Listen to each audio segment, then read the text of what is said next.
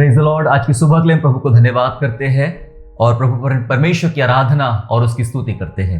मेरे प्यारों, आइए आज सुबह कुछ महत्वपूर्ण विषय पर हम प्रभु के वचन से कुछ बातें सीखेंगे, जानेंगे कि परमेश्वर का वचन हमसे आज क्या बात करता है। जी हाँ, आज हम समझने जा रहे हैं अपनी छवि सुधारना। जी हाँ, हम सीखने जा रहे हैं अपनी छवि सुधारना, improve your image. Yes, improve your image, अपनी छवि सुधारना। छवि का मतलब होता है प्रतिबिंब या इमेज, जो आपको समझ में आए। छवि है ना। कई बार हम जब हमारी जो छवि की बात करते हैं, हमारी इमेज की बात करते हैं, ये इमेज बहुत मायने रखती है। छवि हमारे लिए बहुत मायने रखती है मेरे प्यारों। परमेश्वर और मनुष्य से मिलने वाली आशीषों के पीछे हमारी जो आशीष होती है वो हमारे छवि के आधार पे होती है। जी हाँ, हमारी आशीषें हमारी छवि के आधार पे होती है। परमेश्वर हमारी छवि देखता है, हमारी इमेज देखता है, किस प्रकार का हम जीवन जीते हैं, और वो छवि देखते हुए परमेश्वर स्वर्गीय भंडार से हमें ब्लेस करता है। उसी प्रकार जब हम मनुष्य के पास जाते हैं और मनुष्य से कोई आशीष हम प्राप्त करना चाहते हैं, तो मनुष्य भी हमारी छवि को देखता है और छवि को देखते हुए ही उसके द्वारा हम आशीषित हो जाते हैं मेरे प्यारों। तो हमें याद रखना है कि मेरी छवि कैसी है, हमारी छवि कैसी है। उस छवि के आधार पे मेरा परमेश्वर और ये संसार के लोग हमें आशीष देते हैं, या जो हमारे साथ व्यवहार किया जाता है वो हमारे छवि के आधार पे होता है। हम देखते हैं कि हमारी छवि दिन ब दिन बिगड़ती चली जा रही है। हमारी छवि वैसी नहीं रही जैसे कभी प्रभु ने हमें बनाया था। क्या हम जानते हैं कि हमारी छवि क्या थी या कैसे थी? चलिए मेरे साथ में कुछ वचनों को पढ़ेंगे और समझने का प्रयास करेंगे। हम निकालेंगे उत्पत्ति की पुस्तक पहला अध्याय और वचन 27, जेनेसिस चैप्टर 1 एंड वर्स 27, जहां ऐसा लिखा है 27 वचन में, तब परमेश्वर ने मनुष्य को अपने स्वरूप के अनुसार उत्पन्न किया। अपने ही स्वरूप के अनुसार परमेश्वर ने उसको उत्पन्न किया, नर और नारी करके उसने मनुष्य की सृष्टि की। वचन कहता है अपने स्वरूप के अनुसार परमेश्वर ने उत्पन्न किया। जी हाँ, हम उसकी इमेज में तैयार किए गए हैं, हम उसकी इमेज में बनाए गए हैं। परमेश्वर ने अपनी इमेज के अनुसार, अर्थात अपनी छवि के अनुसार परमेश्वर ने हमें बनाया। हम परमेश्वर की छवि है मेरे प्यारों। हम परमेश्वर की छवि में बनाए गए थे, उसकी इमेज में, उसके स्वरूप में बनाए गए थे, और ये हमारी इमेज थी।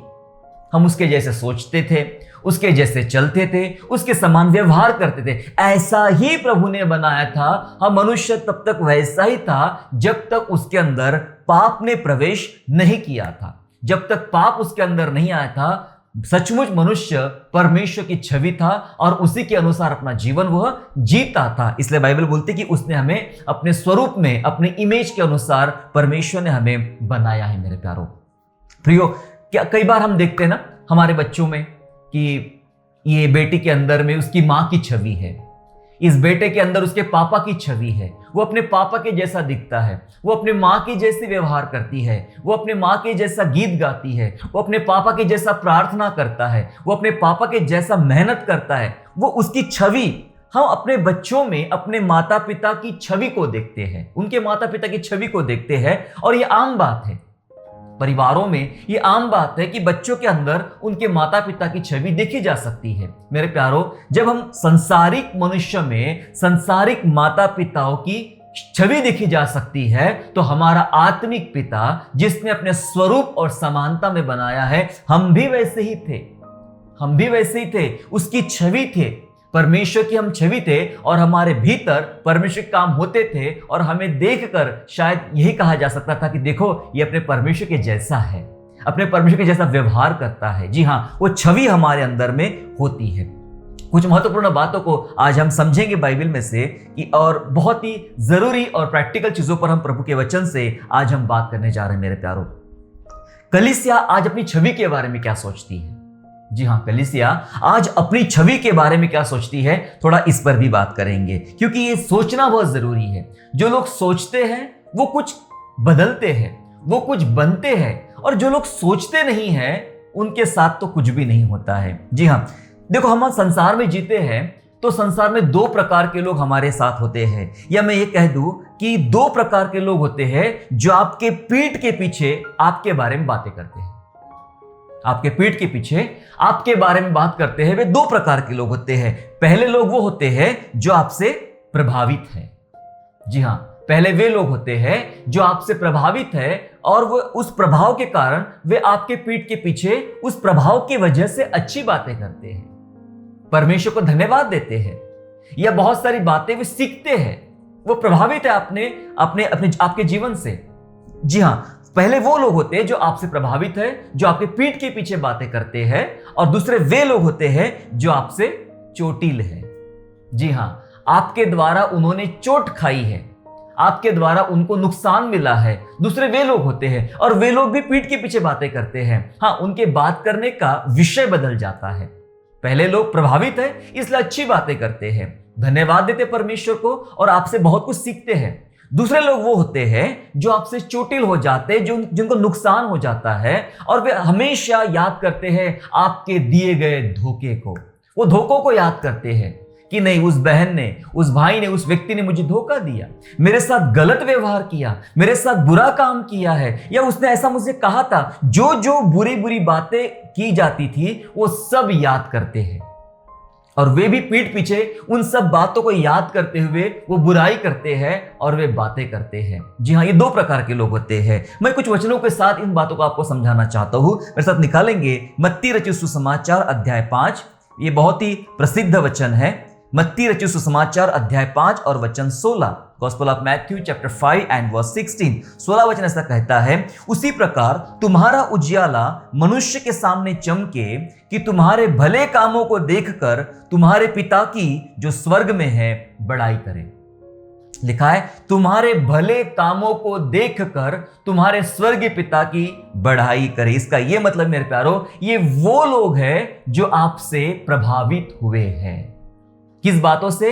आपके भले कामों को देखकर प्रभावित हुए हैं, है ना। वचन कहता है कि तुम्हारा उजियाला मनुष्य के सामने चमके, अर्थात तुम्हारे अंदर जो परमेश्वर ने अच्छे काम किए हैं, अच्छे बीज बोए हैं, वे मनुष्य के सामने आ जाए। जी हाँ, वे अच्छे काम मनुष्य के सामने आ जाए, और वे अच्छे कामों को देखकर संसार के लोग हमारे अच्छे भले कामों को देखकर हमारे स्वर्गीय पिता की स्तुति करेंगे। इसका मतलब वे हमारे कामों के द्वारा, हमारे व्यवहार के द्वारा प्रभावित हो गए, और वे आपके पीठ पीछे भी अच्छी बातें करेंगे कि नहीं, वो भाई के द्वारा तो वाह, जब भी मैं उनसे मिलता हूं मैं बहुत आशीषित हो जाता हूं। वो बहन जब भी हमारे घर में आती है हम बहुत ब्लेस्ड हो जाते हैं। वो जब बातें करते हैं तो हमें बहुत सुकून मिलता है। वो जो प्रार्थना करते हैं तो हमें सचमुच चंगाई मिलती है, हमें शांति मिलती है। जब वे काउंसलिंग करते, जब वे सिखाते हैं, जब वे कुछ बातें करते हैं तो उनके द्वारा हम बहुत कुछ सीखते हैं। हमारा जीवन उनको आदर्श मानता है, उनके जैसा बनने की इच्छा होती है। जी हाँ, आप लोगों को प्रभावित कर रहे हैं, इसलिए आपके पीठ के पीछे भी लोग आपके बारे में अच्छी बातें करते हैं और आपके कामों को याद कर करके परमेश्वर को धन्यवाद देते हैं। ये पहले प्रकार के लोग थे मेरे प्यारों। फिर दूसरे प्रकार के लोग मैंने बताया था कि वे लोग जो आपसे चोटिल है। जी हां, वे लोग जो आपसे चोटिल है वे भी आपके बारे में बात करते हैं। क्या बातें करते हैं? नीति वचन अध्याय 12 निकाल लेंगे। नीति वचन अध्याय 12 और वचन 13। Proverbs chapter 12 and verse 13। 13 वचन ऐसा कहता है, 12 अध्याय का 13 वचन इस प्रकार कहता है, बुरा मनुष्य अपने दुर्वचनों के कारण फंदे में फंसता है, परंतु धर्मी संकट से निकास पाता है। वचन कहता है बुरा मनुष्य अपने दुर्वचनों के कारण फंदों में फंसता है। जी हां, इसका यह मतलब है जो आप बातें करते हो, अपने दुर्वचन, दुर्व्यवहार या दुर्वचन, बुरे काम जो हम करते हैं, बुरा व्यवहार जो करते हैं, वो उसकी वजह से ही अपने फंदे में फंस जाता है।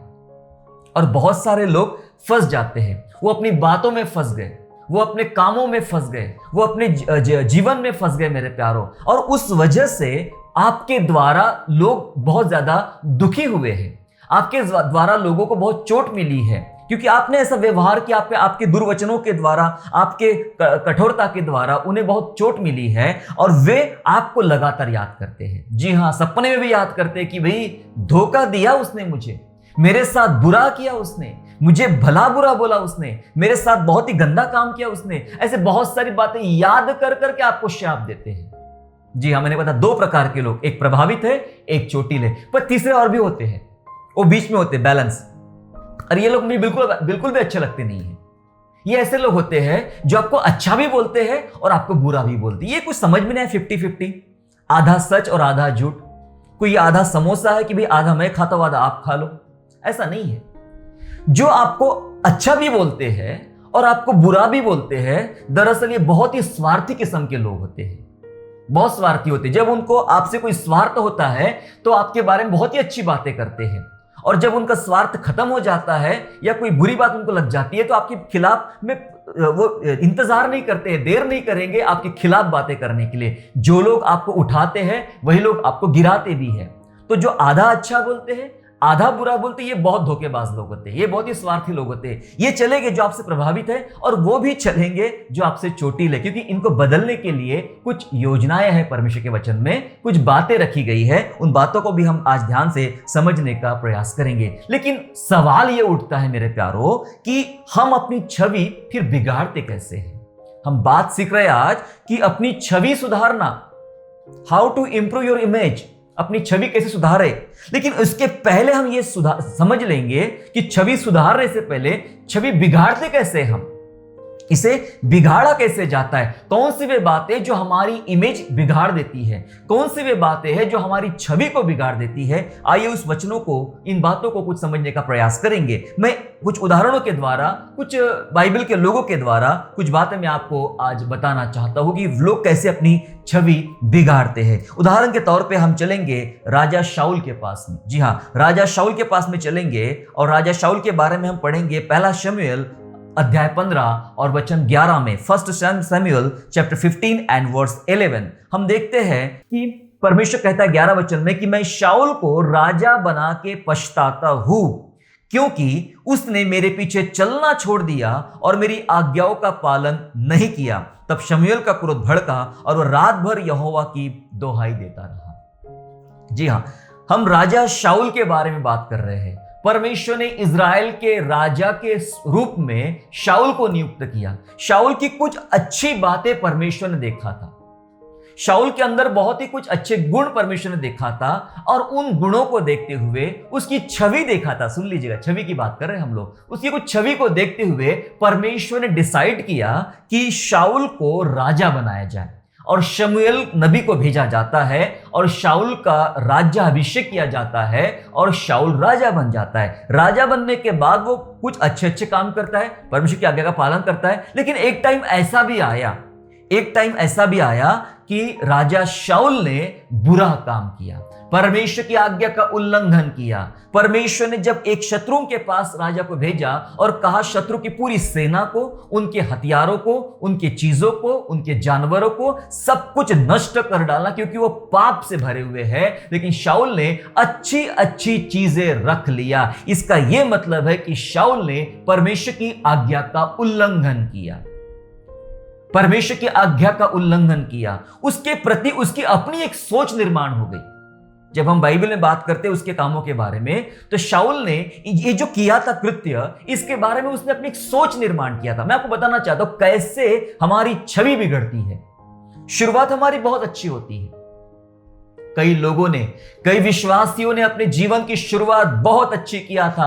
आज से 5 साल पहले, आज से 10 साल पहले, 20 साल पहले बहुत अच्छी शुरुआत किया था, बहुत अच्छा प्रभु में बढ़ रहे थे, बहुत अच्छा जीवन जी रहे थे, धार्मिकता का, पवित्रता का जीवन में जी रहे थे। पर अचानक ऐसा हुआ कि कुछ और प्रकार के स्वार्थ ने उनके अंदर प्रवेश करना शुरू कर दिया, कुछ और प्रकार की गंदी बातों ने प्रवेश करना शुरू कर दिया। परमेश्वर की आज्ञा उल्लंघन करने की मानो उनको आदत से लग गई है, उनके अंदर से परमेश्वर का डर सा निकल गया है। यही चीज राजा शाऊल के साथ हुई। शुरू में तो कहता है कि मैं तो बहुत ही छोटा आदमी हूं, मैं कैसे राजा बन सकता हूं। लेकिन जब इसी नम्रता को देखकर उसका अभिषेक तो किया गया, लेकिन जैसे जैसे वो आगे बढ़ा, नम्रता धीरे धीरे खत्म होती गई। एक अजीब प्रकार का घमंड उसके अंदर निर्माण होते गया, एक अपनी सोच, अपनी विचारधारा निर्माण हो गई। और उसकी विचारधारा ये थी कि भाई ये अच्छे अच्छे जानवर, अच्छी अच्छी वस्तुएं, अच्छी अच्छी चीजें अगर मैं आज बचा के रख लूं तो ये परमेश्वर के भवन में काम आएगी। नाम भले परमेश्वर का है, ये हमारे राज्य में काम आएगी, हमारी प्रजा के काम आएगी, उनके लिए इसका इंतजाम हो सकता है। इस बहाने उसने उसको बचा के रख लिया, जबकि परमेश्वर ने कहा था पूरा का पूरा नाश कर देना। क्या होता है हमारे साथ? हमारे साथ यही होता है जो राजा शाऊल के साथ में हुआ। हम अपनी सोच लगाते हैं। हनन्याह सपेरा भी ऐसे थे, उन्होंने अपनी सोच लगाई कि जो दान का पैसा है, जो चीजें जमीन बेची गई है, उसका कुछ भाग, कुछ पैसा हम अपने पास रख लेते। अपनी सोच लगाई और दोनों के दोनों मारे गए। हम कई बार अपनी सोच लगाते हैं, मुझे ऐसा लगता है कि ये हो जाए, मुझे ऐसा लगता है कि वैसा हो जाए। अपनी सोच की वजह से हम फंस जाते हैं, जी हां, और अपनी छवि बिगाड़ते। एक समय था कि लोग आपको याद करके धन्यवाद देते थे, आपको याद करके परमेश्वर की स्तुति करते थे। अब ऐसा समय कई लोगों के जीवन में आ गया है, आपको याद करके लोग श्राप देते हैं। जी हां, ऐसा हो गया, परिस्थितियां बदल गई है, चेंज हो गई है। ये राजा शाऊल के साथ में हुआ। परमेश्वर ने कहा, मैं इसको अयोग्य जानता हूं, इसने मेरे नजर में पाप किया है, इसने मेरे पीछे चलना और मेरी सुनना छोड़ दिया है। क्या हुआ था राजा शाऊल के साथ में? शाऊल ने परमेश्वर की सुनना छोड़ दिया था। जब कभी हम परमेश्वर की बातों का अनदेखा करते, कभी कभी छोटी बात लगती है, कुछ नहीं होता, कुछ नहीं होता, ये कुछ नहीं होता वाली जो बात होती ना, यही बहुत खतरनाक है।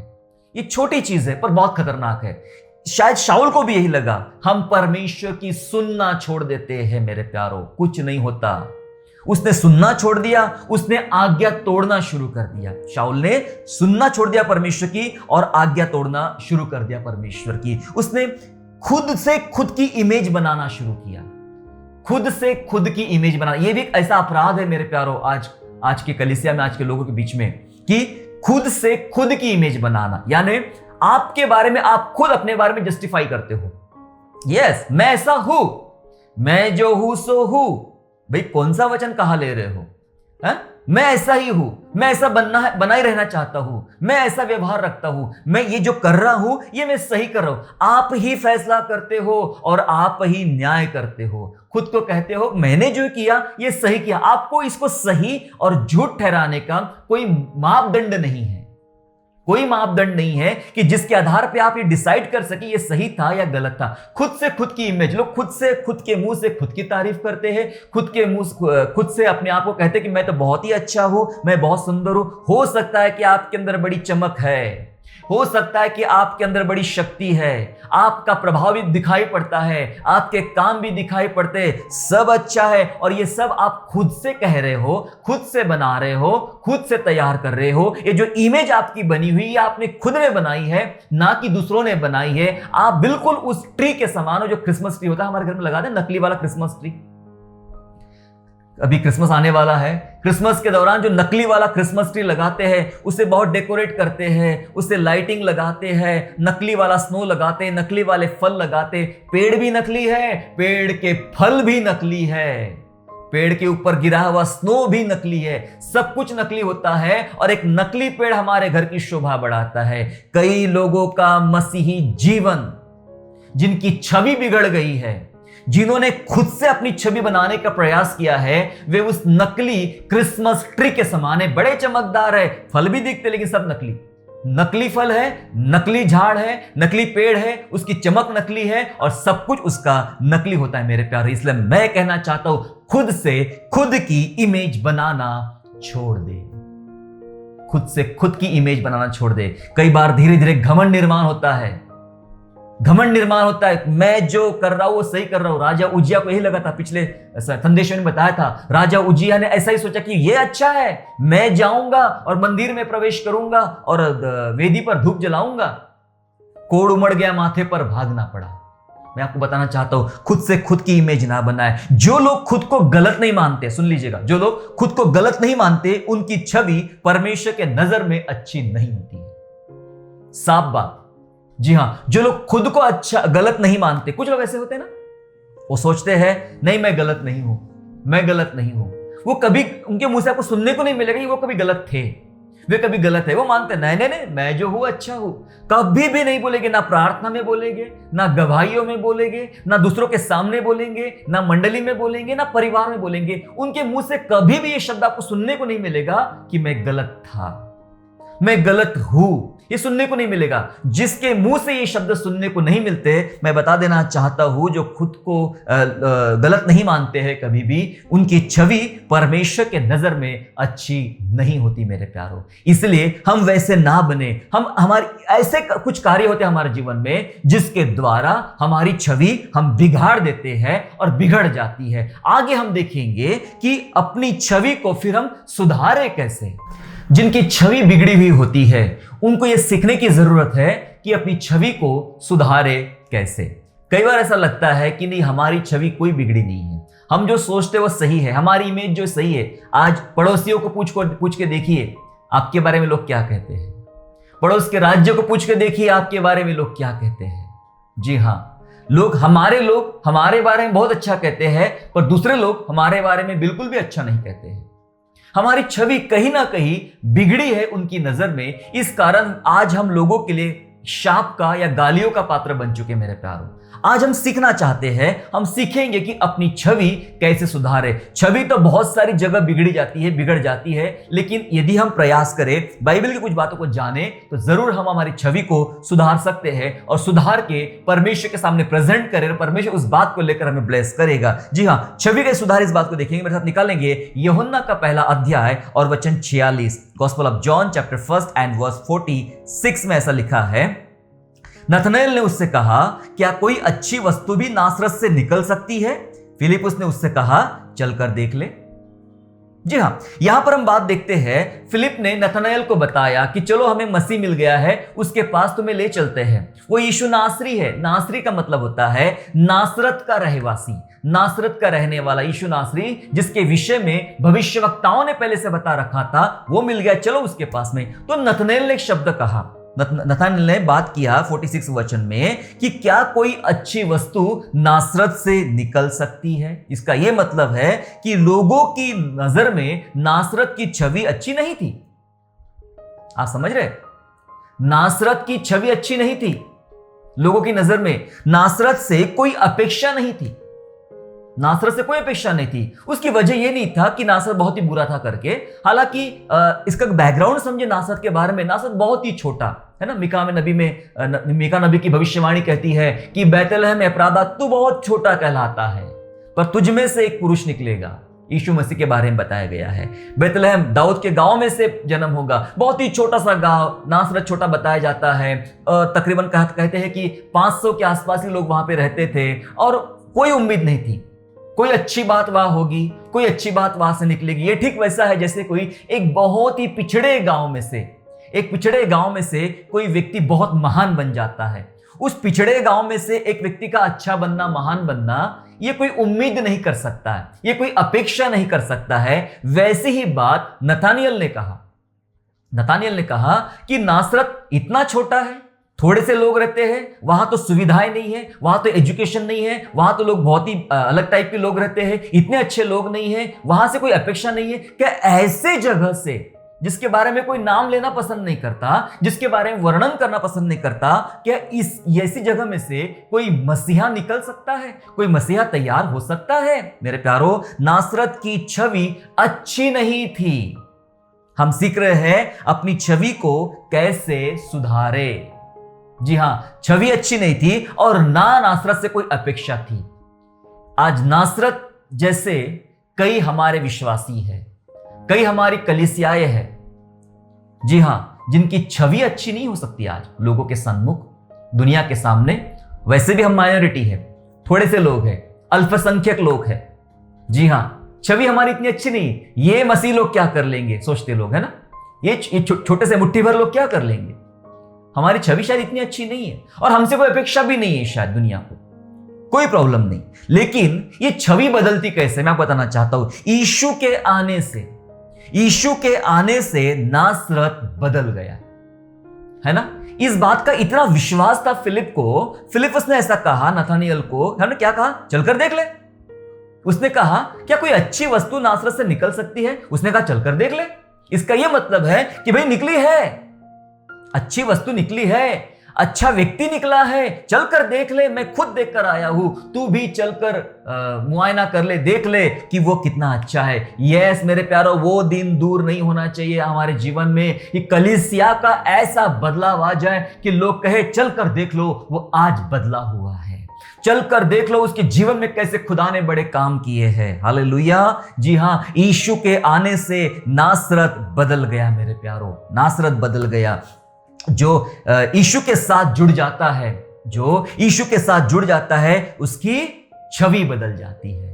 प्रेज द लॉर्ड, बोलो प्रभु यीशु मसीह की जय। जी हां, जो यीशु के साथ जुड़ जाता है, या ऐसा कह दूं मैं, यीशु जिसके साथ जुड़ जाता है उसकी छवि बदल जाती है। ये नासरत जो था उसके बारे में इतनी चर्चा ही नहीं होती थी, लेकिन ये नासरत बदला कैसे, इसके नाम का महत्व कैसे बदला, ये नासरत नाम कितना महत्वपूर्ण बन गया, आज हम सबके जीवन के लिए कितना महत्वपूर्ण बन गया। आइए एक वचन से समझेंगे और जानेंगे कि कितना महत्वपूर्ण बन गया नासरत। मेरे साथ निकालेंगे प्रेरितों के काम अध्याय 3 और वचन 6, book of Acts chapter 3 and verse 6, जहां ऐसा लिखा है, तब पतरस ने कहा, चांदी और सोना तो मेरे पास नहीं है, परंतु जो मेरे पास है वह तुझे देता हूं। सुनो क्या देता है, यीशु मसीह नासरी के नाम से चल फिर। Hallelujah, hallelujah. जी हां, वचन कहता है यीशु मसीह नासरी। एक ऐसे लंगड़े की चंगाई हो रही है यहां पे, पतरस यूहन्ना मंदिर में जा रहे हैं, है ना, वो क्या कह रहा है, ये शब्द पर ध्यान दीजिएगा, यीशु मसीह, बस बात खत्म। यीशु मसीह काफी है हमारे लिए, यीशु मसीह काफी है, ठीक है। लेकिन यहां बताया गया, ना केवल यहां, बहुत जगह ऐसा आया है बातें, यीशु मसीह नासरी। नासरी, नासरी का मतलब होता है वो जो नासरत में पैदा हुआ, वो जो नासरत से जुड़ा हुआ है, जो नासरत का रहने वाला है। यीशु नासरी, यीशु नासरी। यस, उस नासरत के विषय में कहा जाता है कि उससे कोई अपेक्षा नहीं है, कोई अच्छी वस्तु वहां से निकल नहीं सकती है, लेकिन नासरत में यीशु जुड़ गया, या नासरत का नाम यीशु के साथ जुड़ गया, इसलिए अब यीशु नासरी कहलाता है। क्योंकि भविष्यवक्ताओं ने, यशाया ने पहले से बोल के रखा था कि वो नासरत में पैदा होगा, नासरी कहलाएगा। मेरे प्यारो, वो नासरत जिसके कोई जानता भी नहीं था, थोड़ा सा था, छोटा सा था, जिसके बारे में अपेक्षा नहीं की जा सकती थी, लेकिन आज वो नाम यीशु के साथ जुड़ गया और लोगों की चंगाई का कारण बन रहा है, लोगों के पुनरुत्थान का कारण बन रहा है, लोगों के बदलाव का कारण बन रहा है। नासरत, यीशु मसीह नासरी। हालेलुया। जी हां, जिंदगी बदल जाएगी। कैसे बदले, अपनी छवि कैसे सुधारे। नासरत की छवि तो अच्छी नहीं थी, छवि नासरत ने सुधारी कैसे, क्योंकि इसके साथ यीशु जुड़ गया। क्या आप अपनी छवि सुधारना चाहते हो?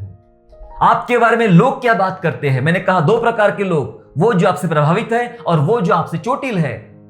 सोचना खुद को है, प्रश्न खुद से पूछना है, क्या सचमुच मेरे द्वारा लोग प्रभावित हैं या मेरे द्वारा चोटिल है? सबके बारे में दूसरे घर में बात होती है मेरे प्यारों, आपके बारे में दूसरे घर में बात होती है, मेरे बारे में दूसरे घर में बात होती होगी, पर क्या बातें होती होगी वो हमें नहीं बताएंगे, वो आपको सोचना है, वो आपको ठंडे दिमाग से प्रभु के चरणों में बैठकर सोचना है, मुझे बता परमेश्वर मेरा प्रभाव कैसा है, मेरी छवि कैसी है, लोग मेरे विषय में क्या बातें करते हैं, क्या सचमुच मैं अपना प्रभाव छोड़ पाया हूं या नहीं, या मेरा व्यवहार ऐसा है, स्वभाव ऐसा है कि लोग मेरे बारे में सिर्फ शाप वाली बातें करते हैं, बुराई की बातें करते हैं और मुझे गालियां देते हैं, मेरे बारे में बुरा सोचते हैं। मैं कैसा व्यक्ति हूं प्रभु, मुझे समझा। मेरे प्यारो, अगर आपका जीवन नहीं बदला या आपकी छवि नहीं सुधर पा रही है, आपके फैमिली में आपके बारे में क्या सोचा जाता है, नहीं वो छोटी वाली बहू तो बिल्कुल अच्छी नहीं, बड़ी वाली बहू के बारे में बिल्कुल भी बात मत करना, छोटा दामाद की बात मत करो, बड़ा वाला तो ऐसा ही है, वो भाई ऐसा है, वो चाचा ऐसा है, वो मामा ऐसा है, ये बहुत सारी बातें चलती। इमेज, हमारे फैमिली में ही हमारी इमेज नहीं होती कई बार, क्योंकि शायद उस इमेज को हमने ही गवा दिया होता है, या उस इमेज को तैयार करने के लिए जो परमेश्वर ने हमें रास्ते बताए हैं, हमने उस रास्तों का प्रयोग नहीं किया है। पावरफुल रास्ता है बाइबल का रास्ता, ये लोगों की जिंदगियां बदल देता है, आपकी छवि बदल देगा, आपकी इमेज बदल देगा। मेरे प्यारो, अगर नहीं बदल पा रही तो यीशु को बोलो, प्रभु यीशु आइए ना, जुड़िए ना मेरे साथ। आपके नाम के साथ अगर यीशु का नाम जुड़ जाए तो फिर देखिए मजा। हालेलुया। नासरत के साथ यीशु का नाम जुड़ गया तो देखिए मजा। यीशु मसीह नासरी बोलते बराबर चंगाई, यीशु नासरी कहलाता था। यीशु नासरी के नाम से बड़े बड़े काम होते थे। जी हां, यीशु का नाम जुड़ जाना काफी है मेरे प्यारों। जी हां, नासरत के बारे में हमने देखा। हम देख रहे हैं छवि तो याकूब की भी अच्छी नहीं थी। पुराने नियम का याकूब जानते आप, छवि तो उसकी भी अच्छी नहीं थी। याकूब की भी छवि अच्छी नहीं थी। वो कहता है मैंने पूरा जीवन दुख में बिताया, पूरा जीवन संकट में बिताया। याकूब जिसका मतलब ही होता है अड़ंगा मारने वाला। वो पैदा होते ही अड़ंगा मारता है अपने भाई के बारे में, फिर अपने पापा के बारे में, बहुत सारी चीजें उसके साथ में हुई है ना। धोखेबाज कह सकते उसको, अड़ंगा मारने वाला कह सकते उसको। जी हां, उसकी छवि अच्छी नहीं थी, उसके बारे में अच्छा नहीं बोला जाता, उसके लाइफ में कुछ अच्छा नहीं हो पा रहा था, अच्छी नहीं थी। लेकिन अपनी छवि बदलने के लिए याकूब ने क्या किया? याकूब लड़ा। अपनी छवि बदलने के लिए याकूब लड़ा। मैं आपको यह बता देना चाहता हूं, बिना लड़े आपकी छवि नहीं बदलने वाली। आप बोलेंगे मैं घर में बैठता हूं, इंतजार करूंगा छवि बदलने का। घर बैठे इंतजार नहीं होगा, घर बैठे आपकी छवि नहीं बदलेगी। आपको तो फाइट करना पड़ेगा अपनी उस छवि के साथ। अपनी छवि बदलने के लिए तीव्र इच्छा होना चाहिए कि मैं कुछ भी हो, मुझे बदलना है, मुझे मेरी छवि को बदलना है। आइए, उसने क्या किया हम सोचेंगे और वैसा ही कुछ करने का हम प्रयास करेंगे। उत्पत्ति 32वें अध्याय में चलेंगे। Genesis chapter 32 and verse 26 to 28 पढ़ेंगे। 26 से लेके 28 वचन तक पढ़ेंगे, जहां इस प्रकार लिखा है, तब उसने कहा मुझे जाने दे। देखो यहाँ पे फाइट चल रही है स्वर्गदूत के साथ में। उसने कहा मुझे जाने दे, क्योंकि भोर हुआ चाहता है। याकूब ने कहा जब तक तू मुझे आशीर्वाद ना दे तब तक मैं तुझे जाने नहीं दूंगा। और उसने याकूब से पूछा तेरा नाम क्या है? उसने कहा याकूब। उसने कहा तेरा नाम अब याकूब नहीं परंतु इज़राइल होगा, क्योंकि तू परमेश्वर से और मनुष्य से भी युद्ध करके प्रबल हुआ है। हालेलुया। उसने कहा जब तक तू मुझे आशीर्वाद नहीं देगा तब तक मैं तुझे जाने नहीं दूंगा। इतनी फाइट लड़ा एक चीज के लिए, प्रभु मेरी छवि बदल। मैं लौटना चाहता हूं अपने घर, मैं लौटना चाहता हूं अपने भाई के पास, अपने घर वालों के पास मैं लौटना चाहता हूं।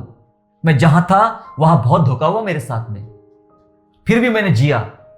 तूने मुझे ब्लेस किया, मेरा परिवार बढ़ा, संपत्ति बढ़ी। अब ये सब लेकर मैं अपने घर लौटना चाहता हूं। लेकिन मेरा भाई जब देखेगा उसके नजर में मेरी वही छवि होगी, मैंने उसको धोखा दिया था। प्रभु मैं अपनी छवि बदलना चाहता हूं।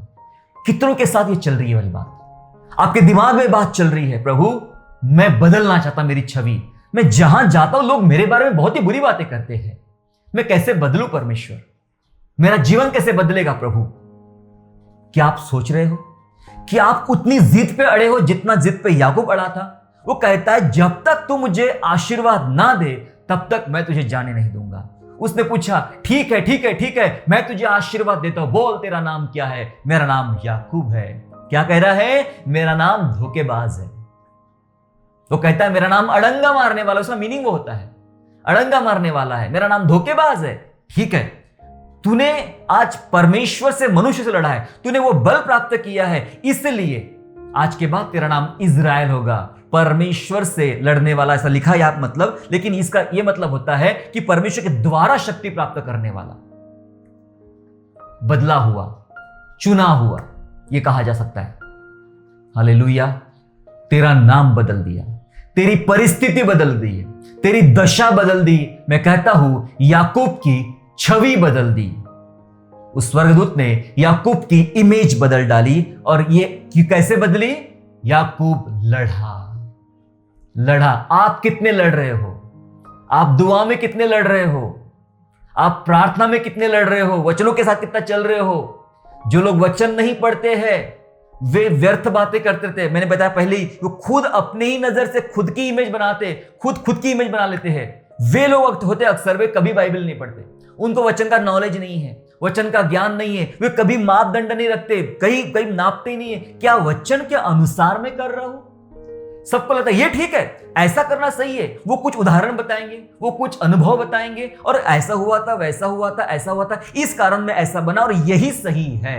जिस चीज को आप सही बोलते हो, मैं बता देना चाहता हूं बाइबल उसको गलत बोलती है।